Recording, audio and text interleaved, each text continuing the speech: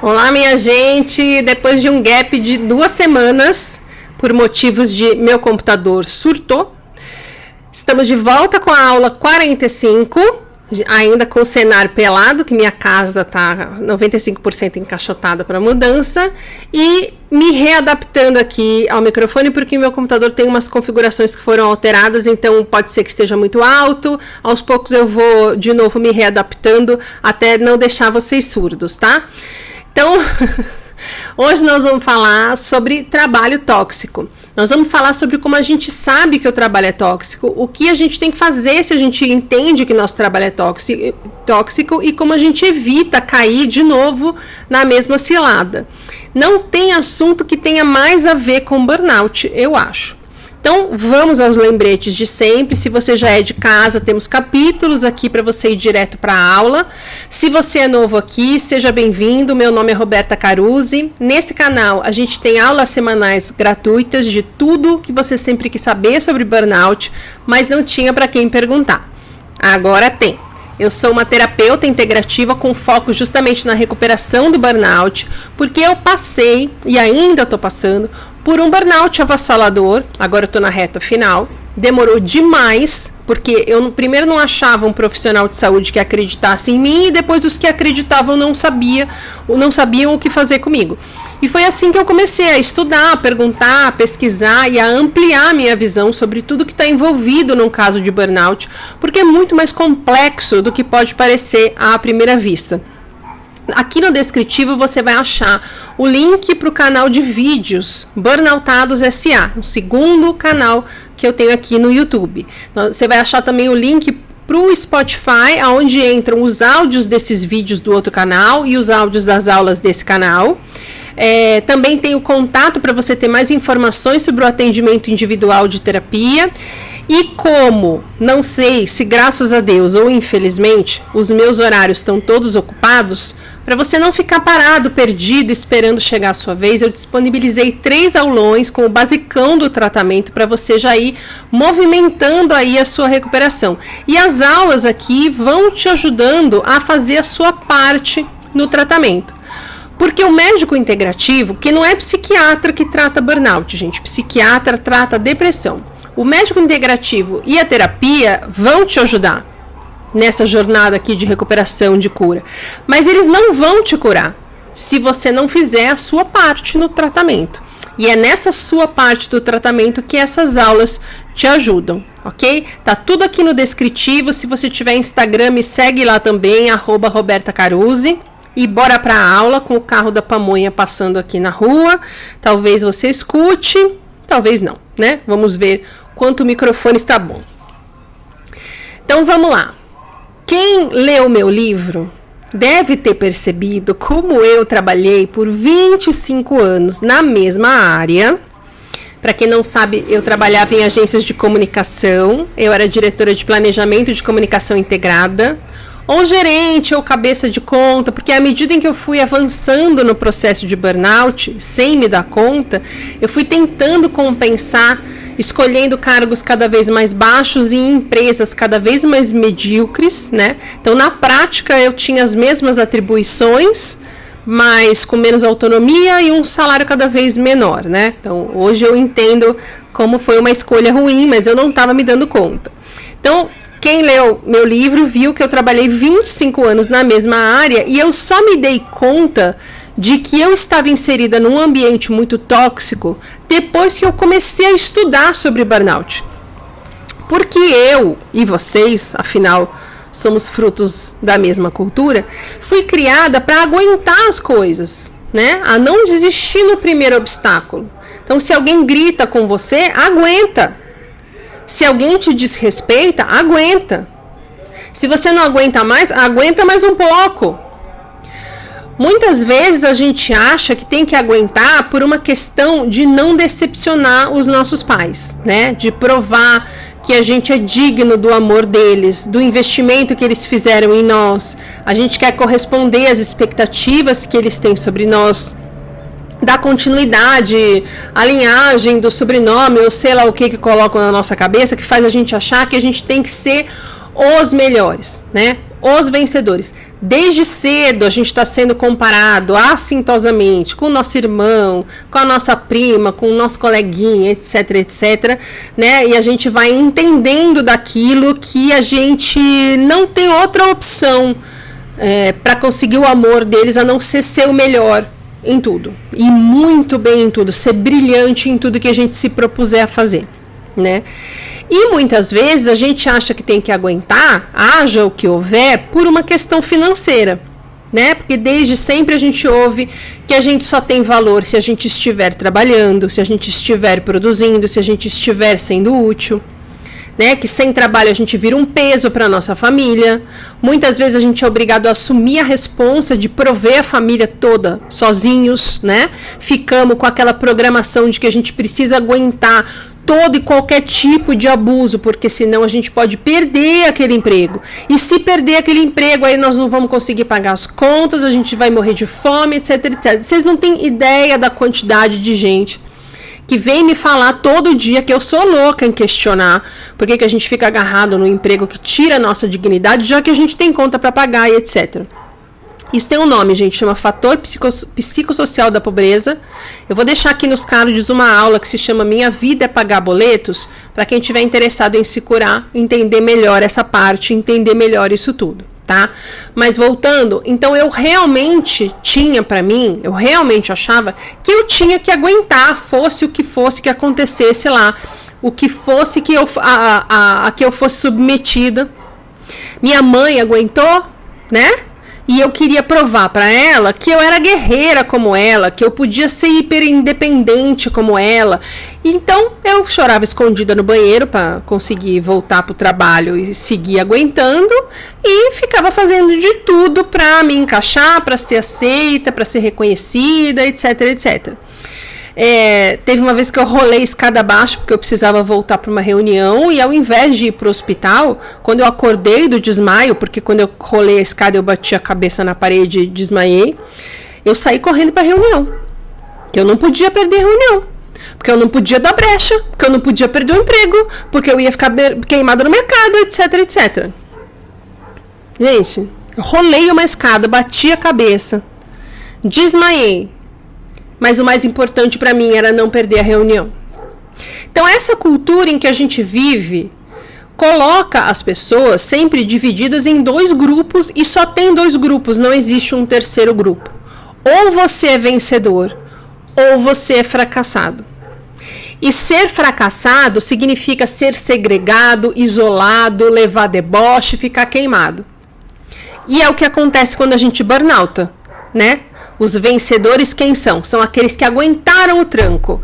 E os burnoutados quem são? São aqueles que não aguentaram o tranco, preguiçosos, frescos, mimizentos, etc. Fracotes e tal. Molenga. Né? Quando a gente burnouta, qual é a coisa que a gente mais ouve? Que a gente não deu conta do tranco. Fazem questão que a gente entenda que eles são mais fortes, que a gente é fresco, né? Que eles são valorosos e a gente é um lixo.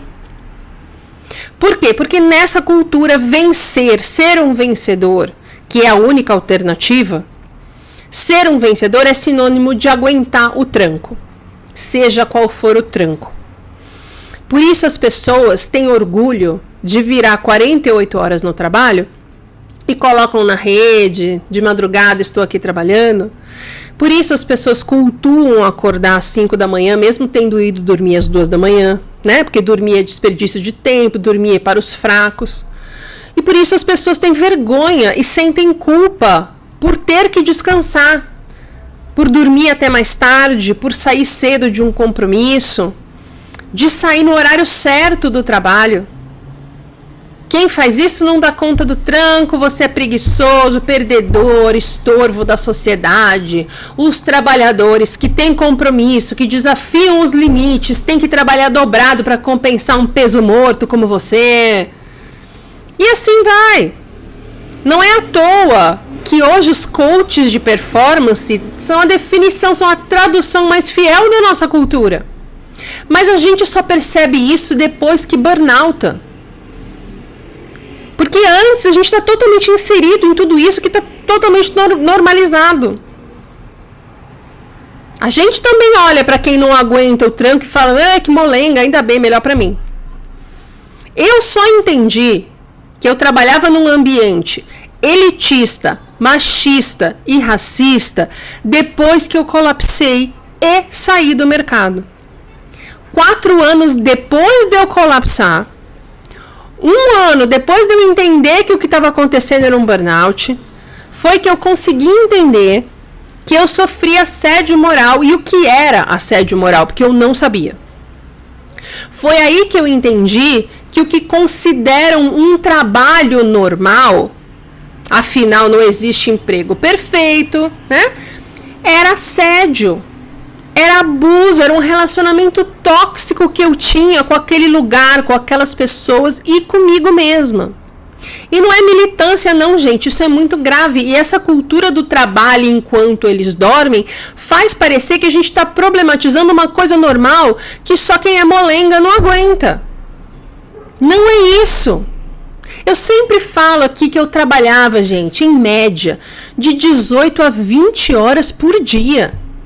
E não é modo de falar que nem a gente fala, eu trabalhava 1000 horas por dia. Não, é a realidade. Eu fiz um time sheet uma época, justamente para ver se eu conseguia me defender lá de umas coisas. Claro que não adiantou nada, eu ainda fiquei muito orgulhosa por ver que eu virava 3 dias e 2 noites direto no trabalho, sem parar, haha, Roberta Guerreira. A gente ouve falar muito em bullying, né? Eu acho que todo mundo hoje já sabe o que é bullying. Mas bullying é uma palavra usada para definir o ataque moral dentro da escola. Bullying no trabalho se chama assédio. E a gente não ouve isso, né? A gente ouve fulano foi assediado, fulano sofreu bullying, metade das pessoas falando, meu Deus, que tristeza, também passei por isso, e a outra metade falando, ai, que frescura, que mimimi, eu apanhei, estou aqui. E a gente vai não questionando, porque a gente está ocupado com outras coisas, a gente está tentando sobreviver, inclusive ao ambiente tóxico do nosso trabalho. Então, assim, vamos entender o que é um ambiente tóxico de trabalho? Então, começa daí, que é um ambiente em que a gente sofre algum tipo de assédio, tá? E assédio pode ser moral e ou sexual. O assédio moral é mais difícil da gente entender justamente porque a nossa compreensão fica culturalmente dificultada por essa noção do você tem que aguentar, deixa de mimimi. Mas assédio moral é a definição de um ambiente tóxico. No meu livro eu coloco que é importante a gente conhecer o que está escrito no Código Penal, né? Porque assédio moral, gente, é crime. Não é assim mesmo, não tá tudo bem, não é frescura sua, não é você problematizando, não é você militando, não é você querendo arrumar uma desculpa para não trabalhar, é crime. E sim, a cultura do tem que aguentar vai prejudicar imensamente todo mundo que quiser provar que sofreu esse tipo de crime. Mas é mais importante você saber para identificar o que está acontecendo e se proteger emocionalmente, do que para provar na justiça, tá? Embora isso seja importante, deva ser tentado quando houver como provar, etc e tal. Mas quem me acompanha sabe que eu não sou partidária de como é que chama? Alocar uma grande parte da pouca energia que a gente tem num burnout para esse tipo de coisa, porque a gente acaba ouvindo da empresa e de todo mundo envolvido no processo coisas que podem fazer mais mal do que simplesmente falar enfia aí e ir embora. Então vamos lá. Abre aspas. É considerado assédio sexual no trabalho o ato de constranger alguém com o intuito de obter vantagem ou favorecimento sexual, prevalecendo-se o assediador de sua condição de superior hierárquico ou ascendência inerentes ao exercício de emprego, cargo ou função, fecha aspas. Em 2017, o Grupo de Planejamento, que é um grupo de publicitários que atuam na área do planejamento estratégico, que é a mesma que eu atuava, fez uma pesquisa, gente, arrasadora sobre assédio sexual e moral no ambiente das agências de comunicação e eles comparavam com ambientes de trabalho que não eram agências. É muito legal. Mas vamos ver o que eles colocaram lá depois da definição do Código Penal, que eu vou ler aqui para vocês. Abre aspas. Em outras palavras, é quando alguém com mais poder que você tem um comportamento indesejado de caráter sexual, sob forma verbal, não verbal ou física, com o objetivo ou efeito de perturbar ou constranger, afetando sua dignidade, te intimidando, humilhando, desestabilizando, a ponto de afetar o seu crescimento profissional ou colocando seu emprego em risco. O assédio moral da mesma... Fecha aspas. Agora o assédio moral da mesma forma são atitudes das pessoas à nossa volta que podem estar num cargo hierárquico superior ao nosso ou igual, ou até às vezes abaixo se tiver mancomunado ali num grupinho. E as atitudes dessas pessoas, vou repetir o que eu acabei de ler nas aspas, tem o objetivo ou efeito de perturbar ou constranger, afetando sua dignidade, intimidando, humilhando, desestabilizando a ponto de afetar o seu crescimento profissional ou colocando o seu emprego em risco. Exemplos do que é assédio moral e que você, como eu, pode não ter se dado conta. Tem um negócio chamado microgerenciamento. Eu tinha um chefe que ficava entre mim e o dono da agência. Era eu, esse chefe e o dono da agência, tá? Tipo VP de criação ele era. Gente, ele queria saber cada detalhe de cada job, de cada pessoa da minha equipe em tempo real. Ele não me deixava trabalhar, porque ele queria que eu reportasse a ele cada coisinha, cada e-mail, cada reunião, cada coisa que cada menino da minha equipe fizesse. Era um desespero. Chegou uma hora que a gente tinha um código, eu e os meninos da equipe, a gente tinha um código. Quando um deles era abduzido por esse chefe, ele levava o menino para a sala de reunião, por exemplo, e ficava lá falando 500 horas, eu contava 15 minutos, daí eu ia lá, era uma cena que a gente inclusive ensaiou. Eu ia lá, abria a porta com uma cara assim, que estava muito brava com a pessoa, porque ela estava me devendo alguma coisa, algum projeto, alguma coisa, e aí a pessoa falava assim pro chefão, ai, desculpa, eu tenho que terminar um projeto aqui, né, e ainda falava, que tem que sair daqui meia hora, fulano, vamos?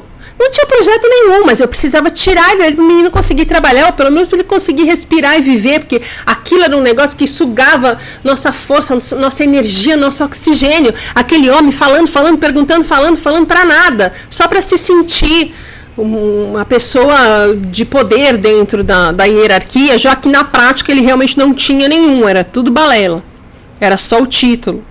Então dava 15 minutos, eu ia lá, abria a porta e falava, fulano, aí a pessoa falava, ai, desculpa, eu tenho que entregar, eu falava, escuta, tá na hora aqui, ó, meia hora pra entregar, vamos, e a pessoa conseguia sair. E eu tinha um combinado com eles, que quando eu tivesse a mais de uma hora na reunião com esse chefe, na sala dele, sem falar nada, porque ele me chamava na sala dele, os meninos, ele chamava na sala de reunião lá de cima, acho que para eu demorar para ver, mas eles me avisavam. E a sala desse chefe e a minha era dividida por um vidro, então a gente ficava aqui e ele ficava aqui. Então eu sempre sentava de frente para minha sala e eles ficavam de olho. Deu uma hora, a Roberta tá lá com cara de, meu Deus, me tira daqui, um deles começava a bater na janela, segurando o telefone do ramal, né, com uma cara de socorro, pelo amor de Deus, resolve aqui pra mim. E eu falava, peraí, fulano, chefão, deixa eu ver o que aconteceu ali, que fulano tá com cara de desespero. Com isso, aí eu conseguia sair. Com isso, a autonomia que eu teria, com o cargo alto que eu tinha, na prática, deixava de acontecer, deixava de existir. Que meu trabalho ficava mais lerdo, o que causava problema com as lideranças dos outros departamentos. Era um desespero para mim o dia inteiro.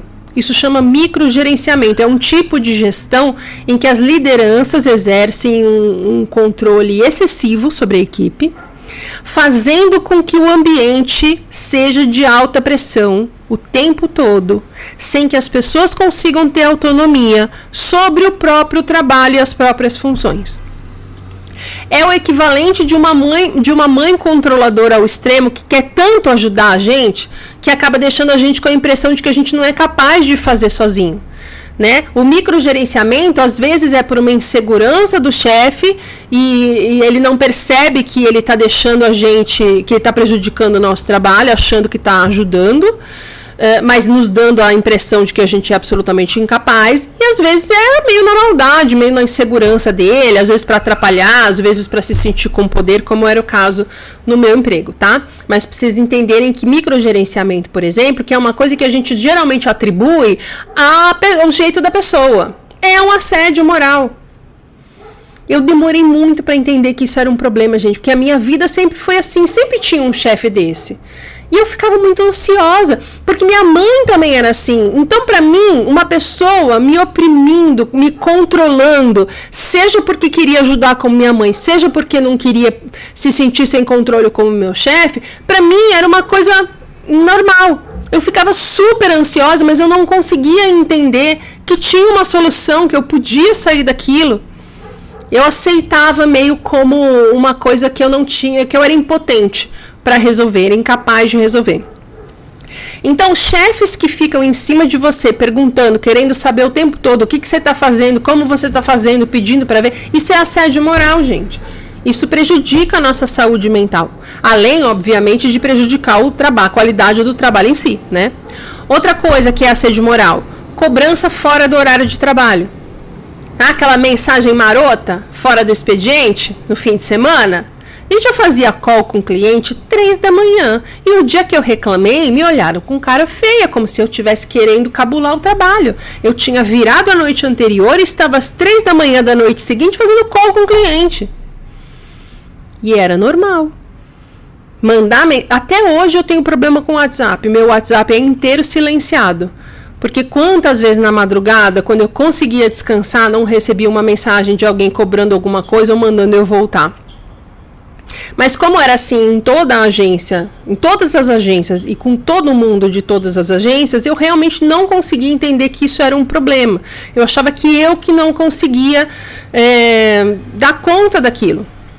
Que eu que não conseguia lidar com aquilo de uma forma madura ou alguma coisa, ou de uma forma competente, etc e tal. Vamos seguir aqui no Código Penal. Abre aspas. É considerado assédio moral todo tipo de ação, gesto ou palavra que atinja pela repetição a autoestima e a segurança de um indivíduo, fazendo-o duvidar de si e da sua competência, implicando em dano ao ambiente de trabalho, à evolução da carreira profissional ou à estabilidade do vínculo empregatício do funcionário.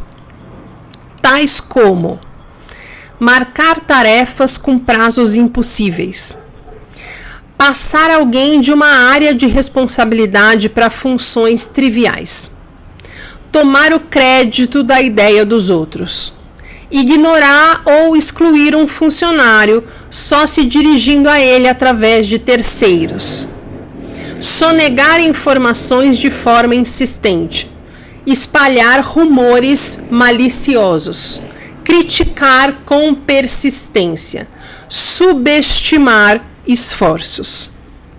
Fecha aspas. Então, coisas que na nossa cultura é normal, é assim mesmo, não tem emprego perfeito, é crime. É assédio moral. É você saindo às 19 porque esse é o seu horário de sair e ouvir assim, não tem nada para fazer, então ajuda fulano, já que tá aí na folga. Fulano vai virar a noite aqui, ajuda ele. É você saindo com culpa no seu horário, depois de fazer o seu trabalho lindamente, vendo todo mundo lá que vai continuar trabalhando e sair encanado, se sentindo meio culpado, achando que, será que vão achar que eu sou folgado? É você ter medo de tirar férias, é você ser dispensado quando volta das férias. E é claro, é o chefe que insinua que se você não sair com ele, você não vai ser promovido, né? É o cara que passa por você e fala, tá gostosa. Ou que fala, não, você não vai mais atender tal conta porque o cara gosta de mulher bonita e você tá gorda. É o prêmio pro pior vendedor do mês, que todo mundo dá muita risada e o pior vendedor do mês é humilhado. né? O constrangimento de ser apontado continuamente como sendo o pior das vendas. É levar uma bronca no meio de todo mundo, aos berros, ofensas, é o deboche, é a rodinha de conversa que quando você chega as pessoas dispersam, é o grupinho de WhatsApp secreto que fizeram para falar mal de alguém. Tem uma escritora, gente, eu não lembro o nome do livro, o nome da escritora e nem o nome do TED que eu vou citar aqui, tá? Mas confia em mim, existe. Eu só não sei te indicar. Será que essa acelerada o microfone pegou ou não? Bom, depois eu descubro.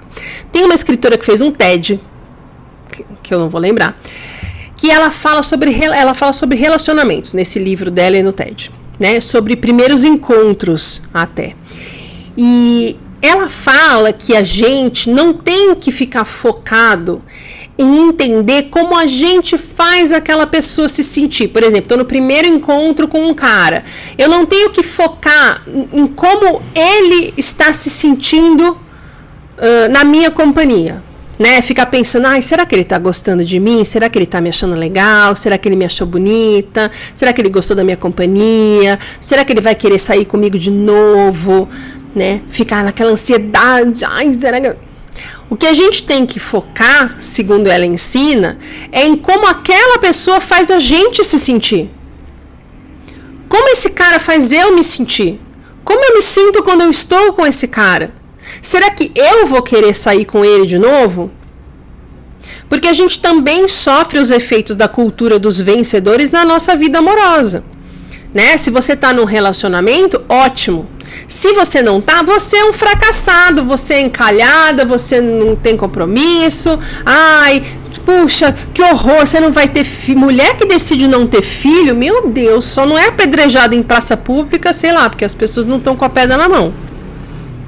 Então, muitas vezes a gente foca em ter alguém, né, em ter alguém ali querendo sair com a gente, apaixonado pela gente, procurando a gente, mandando mensagem pra gente, sem prestar atenção em como essa pessoa, com as suas mensagens, com suas conversas, faz a gente se sentir.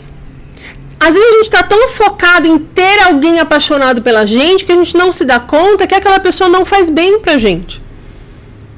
Ou não faz nada pela gente. Né? Se a gente se sente mal com ela, inseguro, irritado, indigno, qual que é a vantagem se a gente se sente assim? Além de mostrar para os outros que você também pode estar no relacionamento? Nenhuma. Entende? Então, com a cultura do você tem que aguentar esse emprego, haja o que houver, porque senão você fracassou, vai morrer de fome, essa cultura atrapalha a gente a entender se a gente está no emprego tóxico ou não. Porque tudo que a gente ouve quando confidencia para alguém que não tá legal é o quê? Não existe emprego perfeito. Eu também tô trabalhando muito, mas não tô aqui reclamando. Deixa de ser fresco, isso é vida de adulto. Então, para entender se o seu emprego é tóxico, não fica tanto prestando atenção, tentando entender se o seu chefe faz microgerenciamento, se as pessoas se sentem em competição, se você se sente em competição constante com as pessoas. Você tem que focar dentro de você. Como aquele emprego faz você se sentir? Você tem ânimo para ir trabalhar ou você anda desanimado, desmotivado? Você está tendo aquela ansiedade antecipatória?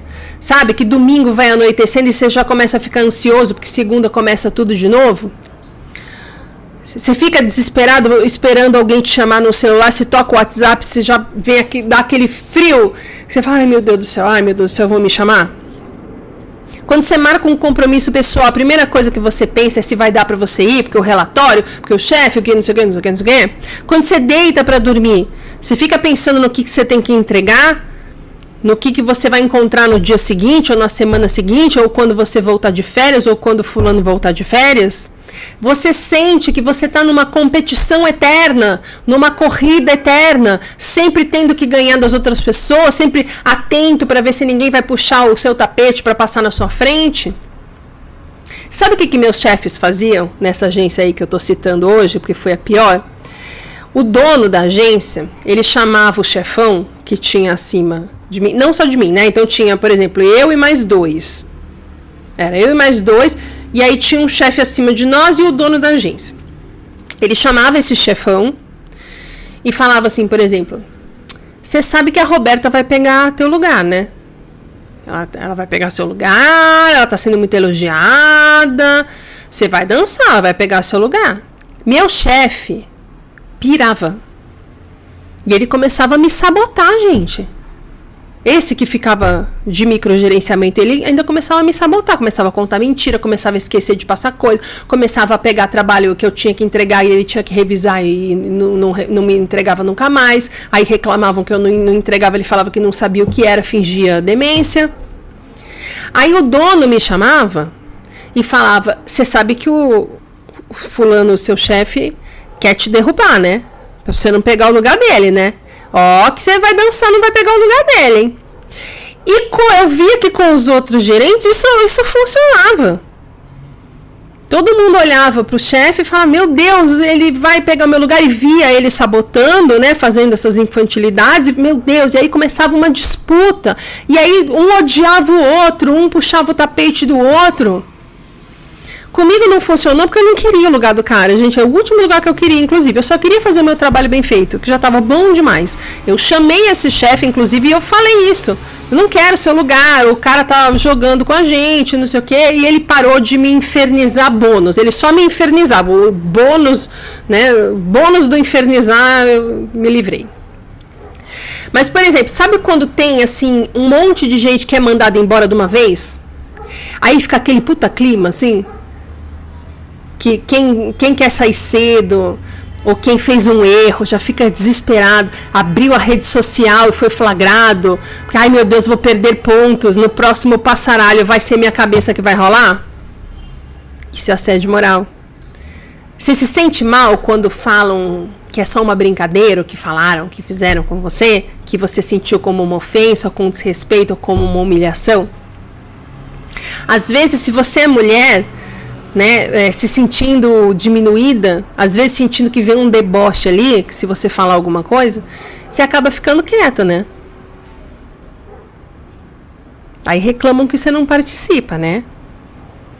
Na verdade, não só quando é mulher, né? Quando a gente é mulher, tem brincadeiras muito ofensivas que quando a gente reclama, fala, ai, como você é fresca, né?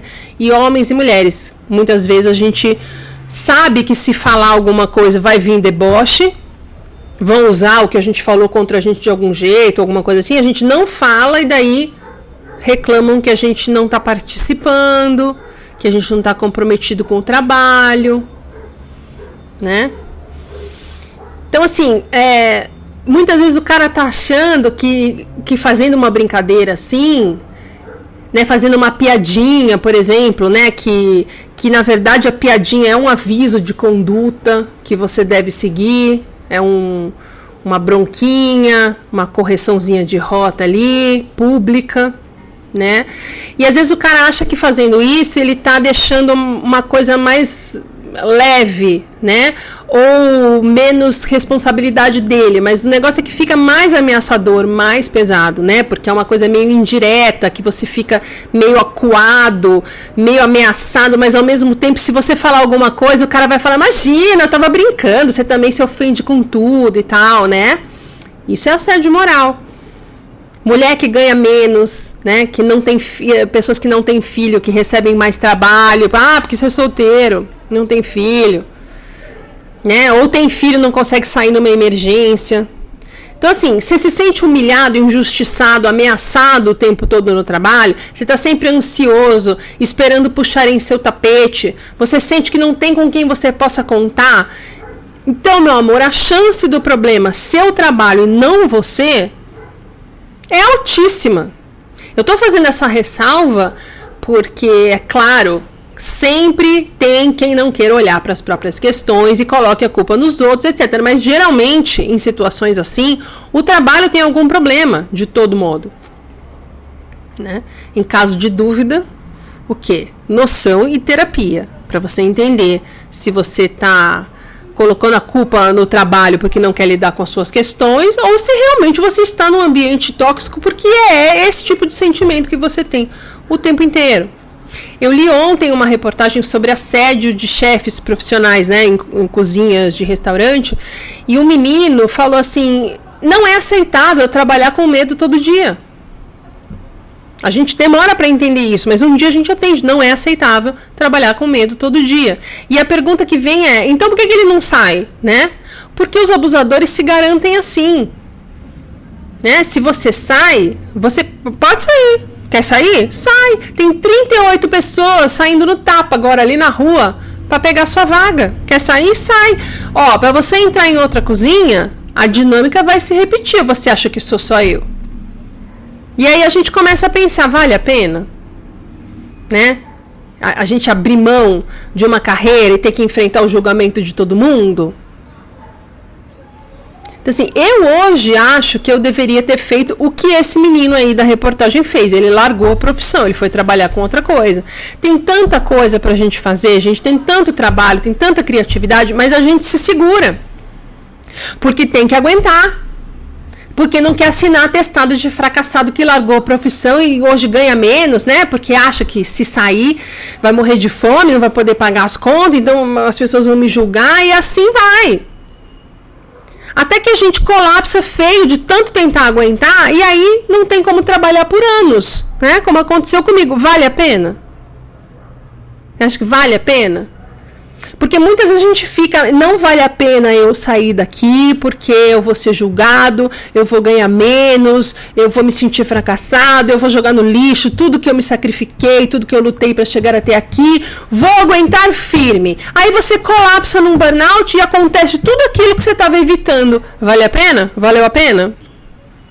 Bom, aí você identificou que o seu trabalho é tóxico, mas está naquelas de eu não posso sair porque eu tenho conta para pagar, etc, etc.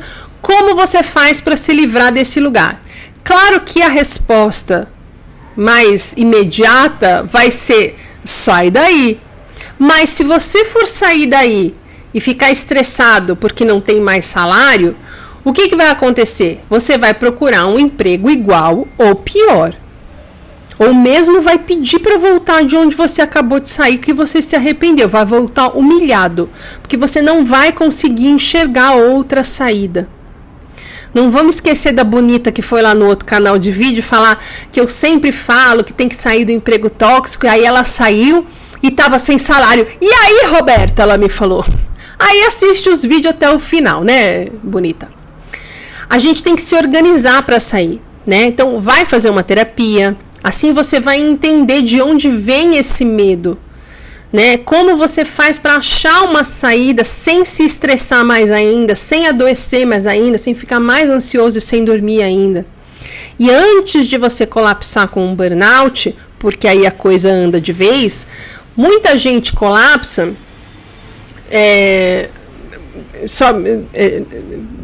vai para terapia para você achar uma saída, para você não se estressar tanto, e faz isso antes de colapsar, tá?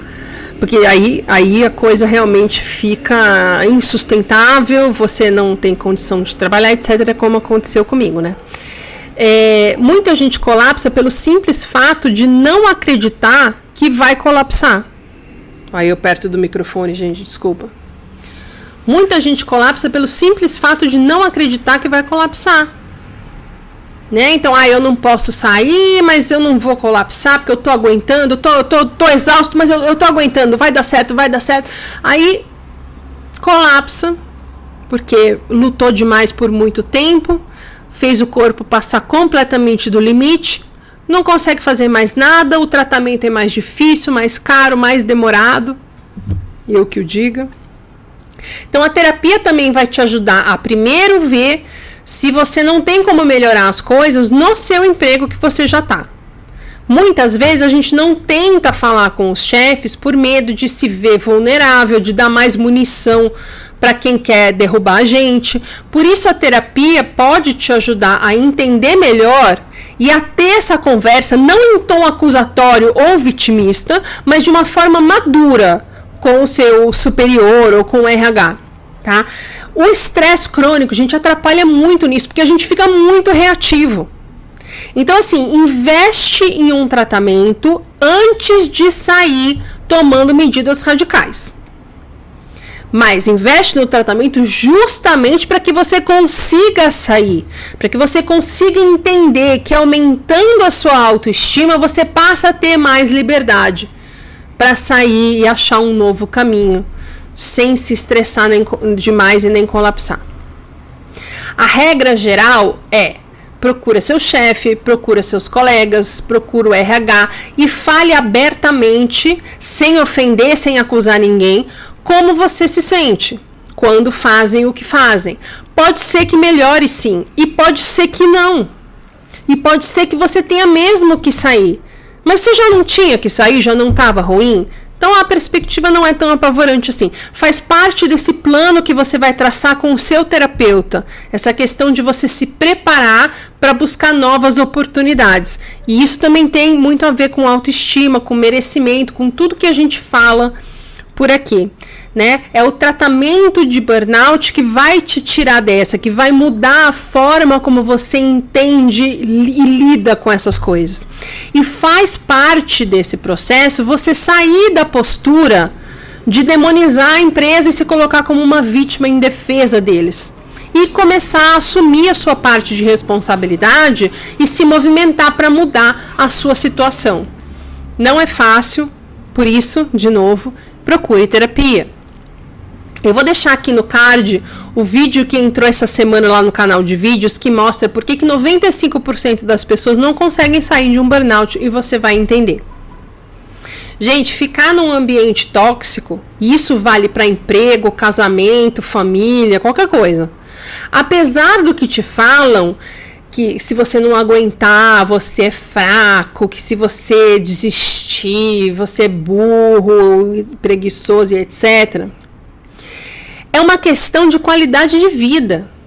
Nós estamos falando aqui da sua motivação em fazer as coisas, do seu engajamento com as coisas que você se propõe a fazer, da sua vontade de viver, da sua energia, da sua disposição em fazer as coisas, em estar com as pessoas. Nós estamos falando aqui de você se isolar e se deprimir ou abrir os braços para tudo que a vida tem para te dar de bom. Nós estamos falando aqui de você acreditar que a vida é boa e que você merece o melhor. E você acreditar que a vida, né, isso, ou você acreditar que a vida é injusta, que não vale a pena viver.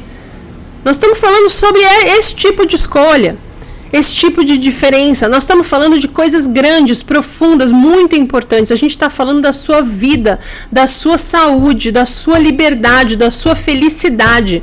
Um ambiente de trabalho tóxico não só compromete todo o resto, porque, né, vai sugando as suas forças, a sua vida, mas ele é o espelho de outras áreas da nossa vida em que a gente, da mesma forma, acredita que tem que aguentar o que faz mal para a gente para não ser julgado. As empresas estão oferecendo massagem, mas não adianta tratar os sintomas sem resolver a causa. Então, se a pessoa está tensa, porque o ambiente é competitivo, você faz uma massagem ali para soltar a musculatura. Mas quando ela volta para a mesa dela, tem alguém puxando o tapete dela, adianta o quê? Mesma coisa quem vê que tá burnoutado e fala, eu vou mudar de área. Bicho, isso não resolve. Mudar de área não resolve se você já percebe que está com burnout. Você tem que entender como você chegou ali. Como você se colocou nessa situação? Qual é a sua responsabilidade? Que medo é esse de sair desse lugar? Qual é a sua noção de merecimento e de capacidade? De onde veio isso? Terapia, gente, não tem como fugir. O resumo dessa aula é terapia. E terapia é o melhor jeito para a gente não cair de novo num trabalho tóxico ou num relacionamento tóxico. Muita gente acha que para resolver um burnout basta mudar de área, de empresa, de trabalho, mas isso é o mesmo que fazer massagem na empresa tóxica. Você está tentando lidar com os sintomas, mas você não está mudando a causa do problema.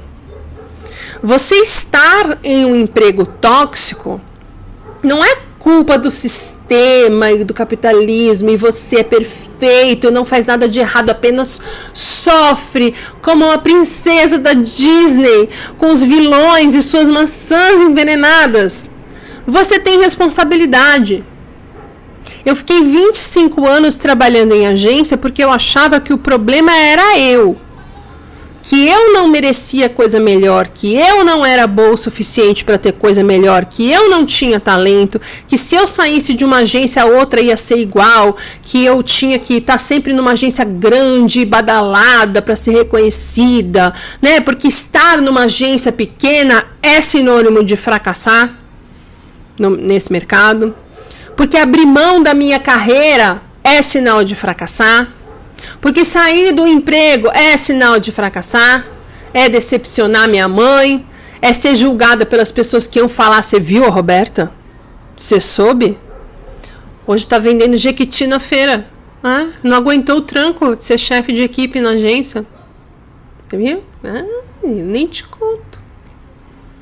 E se eu simplesmente mudasse de área, ou trocasse de emprego, ou fosse vender Jequiti na feira, sem entender por que eu acho que eu não sou boa o suficiente, por que o julgamento das pessoas é mais importante para mim que a minha saúde, por que eu não conseguia ver saída, por que eu achava que tinha que aguentar e aceitar a migalha de gente filha da pi, eu ia estressar trabalhando na feira vendendo Jequiti. Porque na feira tem que trabalhar pra caramba, tem que acordar de madrugada, tem que disputar ponto, tem que aguentar a mulherada achando ruim que você não tem o produto pronto entrega ali, tem que fazer o pedido sem a garantia que essa pessoa vai voltar semana que vem para te pagar o que encomendou. É fácil burnoutar vendendo Jequiti na feira, só muda o problema. É fácil burnoutar em qualquer trabalho que tenha sobrecarga e ambiente hostil se você continuar inábil emocionalmente em lidar com uma vida de sobrecarga num ambiente hostil. Se você continuar achando que não dá para sair, seja qual for a justificativa que você dá para você e para os outros. Por isso que eu sempre falo como o tratamento para burnout não é entender a sua relação com o trabalho apenas, mas é entender sua relação com a vida, é entender onde está a sua força. Quem é você? Qual é o seu valor? Qual é a sua potência? É muito fácil falar, não posso sair porque tenho contas para pagar. Mas isso é um jeito que você arrumou de não olhar para você. É um jeito que você achou de se conformar com a vida horrorosa que a maioria das pessoas tem. Com a vida medíocre que a maioria das pessoas se vê obrigada a aceitar ter. E ao invés de olhar para os seus medos, para as suas crenças sabotadoras, para as suas programações emocionais, para as suas sombras, para os seus traumas, para as suas dores, vai pelo caminho fácil de você continuar com tudo igual, mas fazendo meme da xícara de café gigante, da ansiedade, como se fosse super divertido. Sou ansiosa, não durmo de noite, olha a minha cabeça de noite. Que engraçado, eu também. Ai, vamos tomar Zolpidem. É o que todo mundo faz, porque é muito mais fácil você sofrer num grupo em que você se sente parte do que resolver a sua vida e ser julgado por esse grupo que vai passar a te isolar e que não faz mais sentido para você, porque você optou pela saúde, pela felicidade. Então, gente, é assim. Tem empresa tóxica? Tem. E muitas, a enorme maioria. É o que mais tem. Porque a mesma cultura que fez você acreditar que não tem outra saída a não ser aguentar firme enquanto tiram a sua dignidade, fez as pessoas que formam as empresas acreditarem que o único jeito de ter lucro é massacrando a alma das pessoas. E se você massacra a alma das pessoas e elas permitem que você massacre a alma delas, se elas não só não reclamam, como se agarram ali para não sair de jeito nenhum, porque eu não posso sair, porque eu tenho que pagar conta, eu não posso perder esse emprego, você continua entendendo que massacrar a alma das pessoas é a única coisa que você tem que fazer para ter sucesso. Você foi vítima da empresa? Você foi vítima da empresa. Eu fui vítima da empresa. Nós fomos vítimas de empresas, de pessoas que, para não ter que lidar com as próprias questões deles, acabam indo para cima de quem, como nós, não tem consciência da própria força. né? Porque se a gente tivesse consciência da nossa própria força, a gente teria dito, meu amigo, papu, e procuraria outra coisa para fazer. Mas quanto mais a gente está convencido de que não tem outra coisa que a gente possa fazer, que outra coisa pode ser pior ou não existir, que outra coisa é a gente em casa sem dinheiro, desesperado, sendo ridicularizado por todo mundo, rechaçado pela família, mais a gente fortalece essa cultura de massacrar a alma das pessoas. Então o que a gente tem que fazer? A gente deve, apesar de entender que nós fomos vítimas, trabalhar a nossa visão do mundo, da vida e de nós mesmos, para não cair de novo nessa armadilha.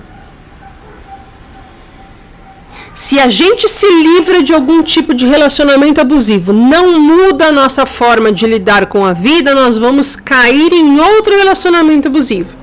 Nós não vamos conseguir achar um caminho novo. Como a gente faz isso? Fazendo o seu tratamento de burnout da maneira correta. Médico integrativo para tirar o seu corpo do estresse crônico.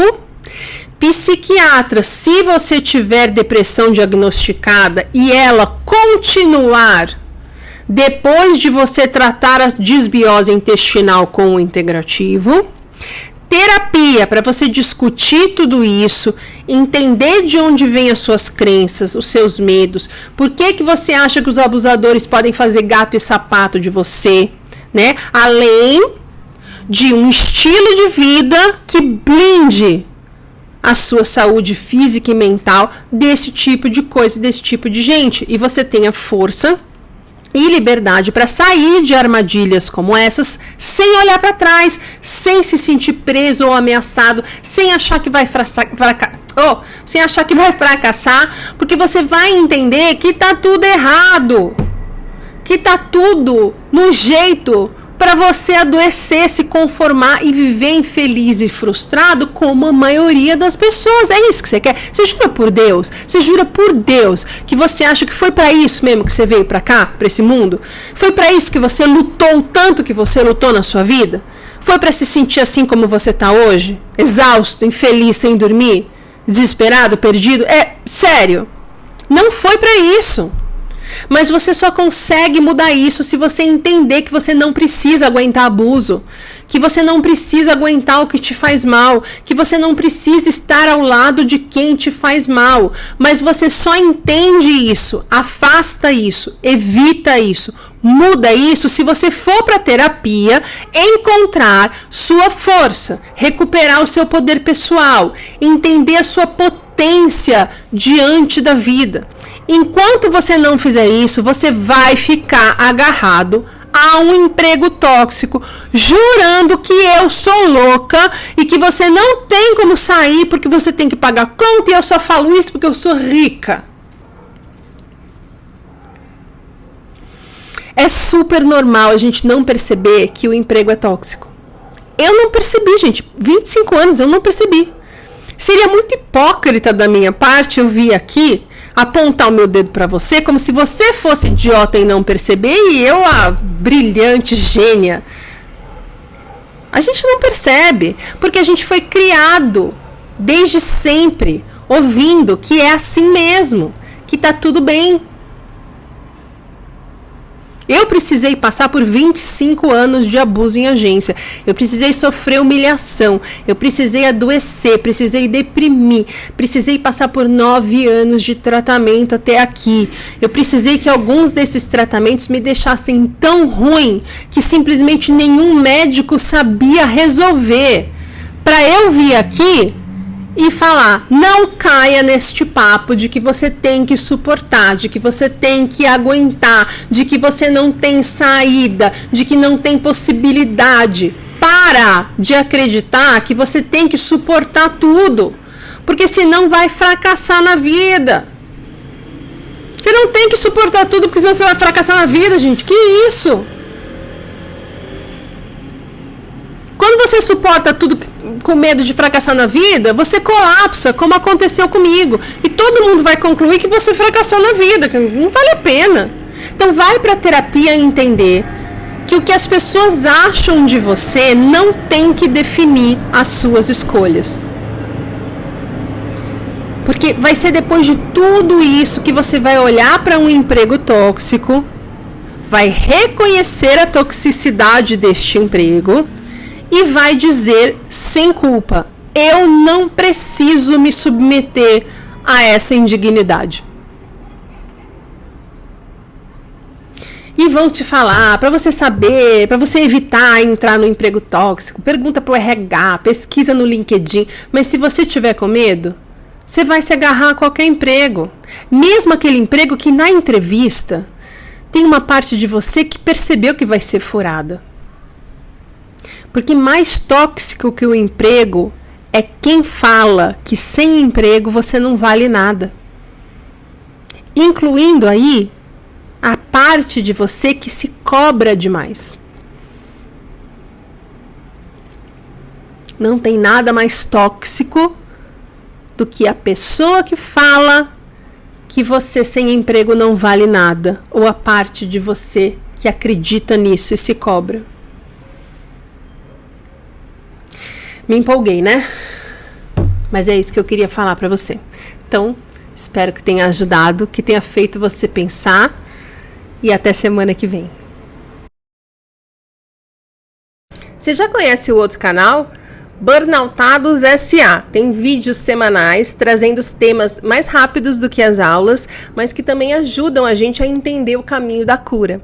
Eu vou deixar aqui no card um vídeo lá do outro canal e o link de lá no descritivo para você se inscrever. Te vejo lá!